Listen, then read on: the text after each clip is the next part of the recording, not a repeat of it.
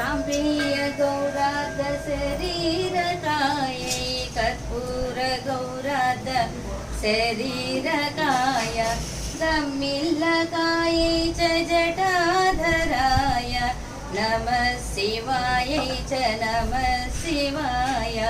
कस्तूरिका कुङ्कुमाचर्चितायै चितारजपुञ्ज विचर्चिताय कृतस्मरायै विकृतस्मराय नमः शिवायै च नमः शिवाय जनत्वणत्कङ्कणानुपुरायै तटित्प्रभातम्रजटाधराय हेमाङ्गदायै भुजगाङ्गदाय नमः शिवायै च नमः शिवाय विशालनीलोत्पललोचनायै विकासिपङ्केरुहलोचनाय समेक्षणायै विषमेक्षणाय नमः शिवायै च नमः शिवाय मन्दारमाला कलितालकायै कपालमाला कितकन्धराय दिव्याम्बरायै च दिगम्बराय नमः शिवायै च नमः शिवाय अम्बोदरश्यामलकुन्तलायै तटित्प्रभातमजटाधराय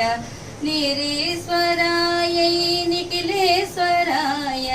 नमः शिवायै च नमः शिवाय प्रपञ्चस्फूर्त्युन्मुखलास्यकायै समस्तसंहारकताण्डवाय जगज्जनन्यै जगदेकपित्रे नमः शिवायै च नमः शिवाय प्रदीप्तरत्नोज्ज्वलकुण्डलायै स्फुरन्महापन्नगभूषणाय शिवान्वितायै शिवान्विताय नमः शिवायै च नमः शिवाय एतत्पठेदष्टकमिष्टदम्यो भक्त्या समान्यो भुवि दीर्घजीवी प्राप्नोति सौभाग्यमनन्तकालं भूयः सदा चास्य समस्तसिद्धिः